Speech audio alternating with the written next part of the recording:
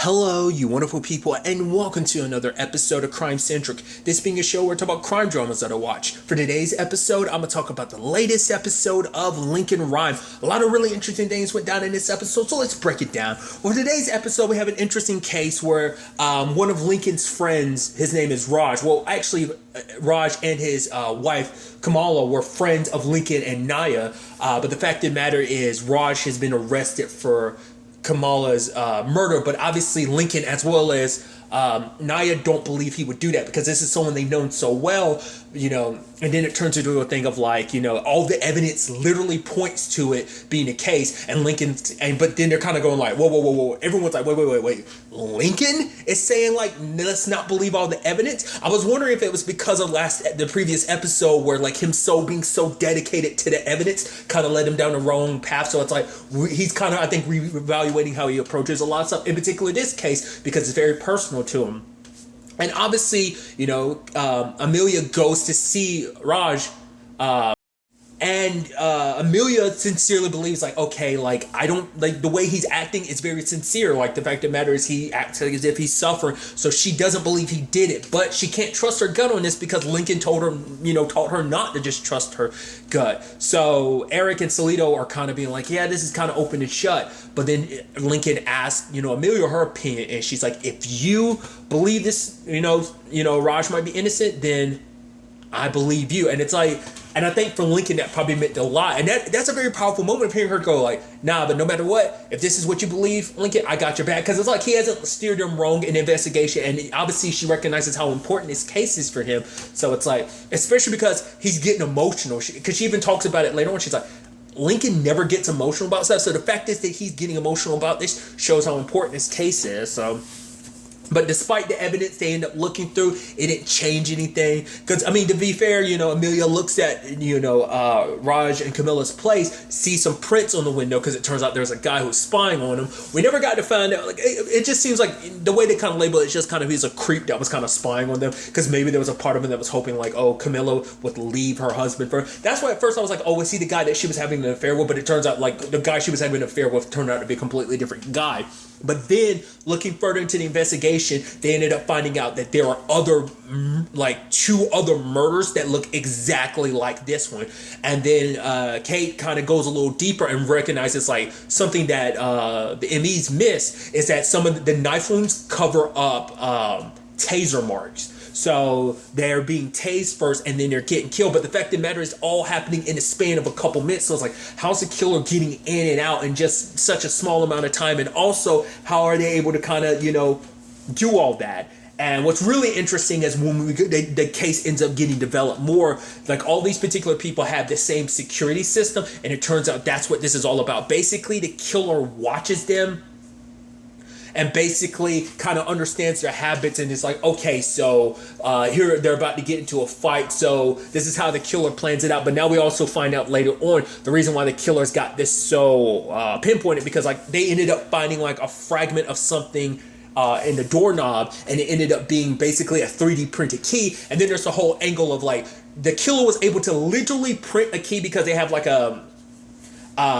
camera for their door, and so the all he did was take images from the camera and 3D printed those images and made a key. So that's how the killer's literally been able to literally just walk in, because the killer's name is Garrett. He's able to literally walk into any place because Felix showed kind of like how powerful this situation is, because Eric's like, no, I got security on my phone. It's like, okay, pulls up like his Tinder profile. It's like, oh, that's not creepy enough. What you do. Oh, here's literally a camera feed into your room, and it's like, holy crap. Felix is like, this is what I did in just a couple seconds with the right equipment. Like, the fact of the matter is I can like get access to your text messages, everything, and it's showing like how involved this killer is in his victims' lives, like how he knows so much about them, how he picks the perfect time to come in, because he's like watching them and studying them. And it's like, basically, he waits for them to have an argument, because that's the victims he's going after, couples that are in an argument. The twisted thing is we later on find out why that is, because Garrett saw when he was 16, his father and mom got in a heated argument, and his dad killed his mom and got away with it. Eventually like kind of beat the charges for it. So we never found out like kind of beyond that what ended up happening, but it's like, why now of all times triggered? Well, we end up finding out later on his girlfriend dumped him, And so that's what triggered like the first killings and stuff like that, because they got in a heated argument and she ghosted him. I mean, it's like, yeah, it sucks. I mean, to be fair, it's kind of that thing of just like you witness something tragic, and obviously it has, ramifications. It has ripple effects on you. I mean, it's kind of like Dexter. Dexter ended up the way he did, from the TV show Dexter, ended up the way he did because of what he witnessed as a young kid. So it kind of plays in that same ballpark, and I find that so, fascinating. Luckily, they were able to show up. Well, because first they went to his place, but Felix. I love that. Like Lincoln was like, "Yeah, you're going out in the field." He's like, almost like Felix is almost looking like, "Wait, what? Huh? Yeah, sure, okay. I'll go. Like, no. Why am I going out in the field?" Luckily, he was there because he was able to kind of shut down like the lock that was on the door, because it's like it would have sent an alarm to the Garrett, and he could have erased all his files. Luckily, they were able to get to his computer, and they got to see who the next victim was. Lincoln kind of piecing it all together because of the house and like the core of the house and stuff like that, and it just like was able to kind of piece together the rough general area. Then looking deeper into like some of the houses around that particular area, nailed it down to a property. By the time they get there, the killer is already struck. Granted, because they interrupted it, the wife is wounded, but luckily not dead. But he shuts off the lights, and now they're kind of in the dark. Luckily, the rig is set up for, night vision. So I thought that was pretty dope. And, Lincoln, this time around, gets to be, Amelia's eyes and ears. Well, eyes, essentially. So, and I like Claire telling him to like talk to her, because obviously Amelia's on edge. And he's like, you're doing good, Amelia. You got this. And obviously ends up confronting the killer, and Garrett's like, "Oh, you think you can fix me?" And she's like, "The fact of the matter is, this ends one of two ways. He ends up using a stun gun." I was like, "Oh God!" I was like, "Come on, Eric, get down them damn stairs!" And he's closing in, but luckily, I guess she was kind of tased enough, but maybe because she was wearing her vest, it kind of, I don't know if that, because it seems like the prongs were stuck inside her vest, so I don't know if that helped or not. But I guess she was just waiting for him to get close enough, and she ends up firing basically in the dark and striking him. And it's like later on, everyone complimenting her, being like, "That's one hell of a shot." Lincoln even calling her up later on, because she's like, "Yeah, someone needs to call Lincoln," and then lo and behold, he ends up calling her. Because at first he was like, Amelia. You could tell he was worried and scared. And it was because it actually ties into something interesting where because Amelia had pointed out, like, yeah, she's like, I never seen Lincoln care so much, But then Kate was like, I'm going to let you in on a secret.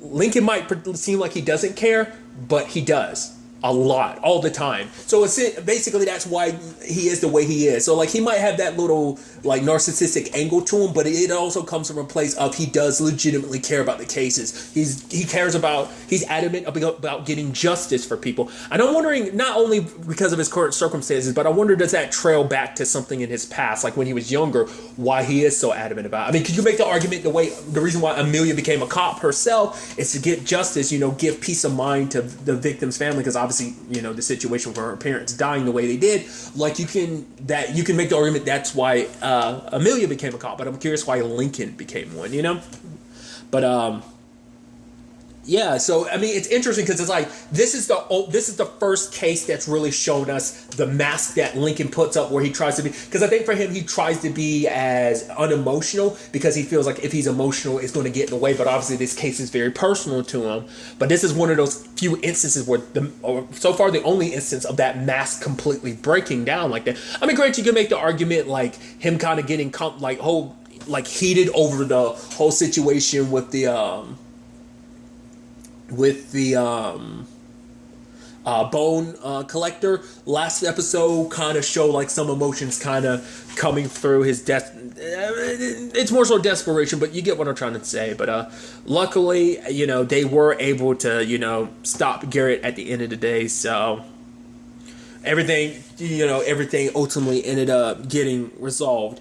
But what I also like, though, is the fact of the matter is Amelia doesn't go home to rest or whatever. She goes immediately over to Lincoln's. It's like, yeah, that evidence, because at the beginning of the episode, she brought up a crime scene she believed might be connected to the bone collector because it's similar to his MO, like kidnapping someone, wounding them, and then killing them days later type of situation. So they think they might, but they had to gather the evidence first. But now the evidence has gotten shipped over to them, so they got to look through it. And Amelia's like, yeah, we can look through it, or not unless you're tired. And Lincoln's kind of smiling. Because there was also that sad thing of like Camilla's funeral is going to be held, and Naya is going. But Lincoln's like, I want to go too, but it's like obviously he's in the middle of all this, and if he goes away for this amount of time, to stop looking for the bone collector will get away. It's like, we're so close, I need to capture him, so we never had that fear of always looking over our shoulders that his family can come back to him. Granted, to be fair, he's kind of the reason why his fiance ended up leaving, but at the same time they would always have a target on their back, so him being kind of, well, that could always be the byproduct of like him being the famous Lincoln Rhyme. If he ended up taking down the bone collector, it could be a thing of like all the other serial killers wants to kind of challenge him. It's like, oh, you caught this guy, but what are you going to do if you try to catch me? Might turn into that, might not, might be me kind of reaching. I don't know if that's like what future novels in the Lincoln Rhyme series were about or not, but regardless, like I said, getting caught up in tangents and stuff like that. But yeah. And there is also the other angle of like, luckily Raj as well as the other husbands were, exonerated. So there is that silver lining to this whole, situation at the end of the day. So I thought that, so there's all of that. And then finally there's the other side of things with the bone collector, because obviously him replaying Lincoln's message over and over again, it's like, oh, he's super pissed. He keeps replaying it. It's like, oh, this is our game. And rewinding it over and over again. And Daniel's asking, oh, what's wrong? He's like, nothing. It's like, oh, you're uber pissed. You've always been so calm, cool, and collected. Now he's definitely knocked you off your game. So I thought that was fascinating. And obviously, for him, it's like this whole, he's trying to be like, oh yeah, like I've just got a whole bunch of stuff on my mind, and like, no, I'm good. And then we see him kind of disposing of a body later on. I'm wondering if it's what's her name, Jane, Danielle's friend. He ended up killing that. I would assume that was her body because it was the most recent one. I wonder, I guess that's what he does with all the bodies. I was wondering, like, because obviously he has a particular bone he'll send, but it's like, what does he do with the rest of the body? I guess he just straight up burns it. I guess we kind of found out his old shtick. But he ended up taking off like a finger for this more recent body, so I guess it was going to be kind of like all right, you want to talk about new game? All right, I got a game for your ass. So there's that. But then Danielle, it's like the heater's kind of making noise or something. I was like, oh, is she about to stumble across something? Like, is she going to go follow it down and find? Well, I was like, in retrospect, it's like, well, you wouldn't have anything left because you've already gotten rid of all the most recent body you've disposed of now. So I was like, maybe there wouldn't be nothing down. But then she ends up hitting something, and it ends up revealing like part of the wall that she can pull off. And there's like the brick has been knocked open. There's a hole and everything. She pulls out the pictures. I'm like, oh, now this is interesting. And then she's calling, the bone collector and asking like, you need to get home quickly. And she's sitting there drinking. I was like, oh, dude, this is gonna be interesting. And then he comes over, and they're talking about the photos and everything. And she's like, yeah, like, oh my God, they were so hard to look at. I was like, she thinks they were already there before they got there. And he's like, yeah, these are so disturbing and everything. She's like, yeah. And then it caught me off guard because he was like, we should call the police. I was like, whoa. You're suggesting calling the police? What? Because this is going to potentially lead Lincoln to you. So I'm like, but maybe that's kind of the whole point, to kind of intensify the game. But then he's like, but we'll do it tomorrow. And she's like, tomorrow? Let's do it now. And then I was like, oh, I guess she's just not going. And one of the pictures she picks up is Jane. I'm like, oh. They keep messing with my mind, because it's like she finds the photos, but it's like, oh no, she's not going to think the photos are connected to him. He's even suggesting going to police. So I was like, oh, this is not turning out the way it did. And the picture's Jane. And I was like, oh, and she freezes because it's like, wait, what? And he's just kind of gathers up the photos. He's like, okay, kind of follow, it's going to be okay. Follow me. I was like, wait, are you? And he leads her downstairs. I'm like, wait. What are you going to do? Are you going to kill her? Because obviously, like, she means something to him, but now she's turned into a liability. Because there was also a part of my brain that would start thinking, like, all right, you don't think there's going to be a twisted situation where she's actually okay with this? I won't spoil it, but certain recent things had similar twists. That's all I'll say. If you know what something fairly recent that came out that might kind of involve the lane of things I'm talking about, like I'm trying super hard not to spoil something, just in case no one's ever seen it. Like I said, not trying to spoil things, but I was wondering if it was going to be kind of a situation like that. I kind of figured it wouldn't be just because Danielle, but there was also this part of my brain that's like, well, Danielle was like, oh my God, you're so sloppy, that maybe he didn't think this about her, but then she's kind of like, and he's like, whoa, wait, there's this side of you. Holy crap, we can do this together or something. I don't know. it's going to be super messed up because she obviously is the person that knows his identity, but it might be a situation that he might be reluctant to kill her. But I'm wondering, is it because he's pissed off at Lincoln right now and her finding this out is actually at the worst time? If she found out in a time where he was like obviously still throwing them for a loop and more control, maybe the circumstances around Danielle's situation, I mean, granted, we don't know. He might not kill her. Maybe he'll hold her long enough to kind of just try to decide like, okay, what am I going to do?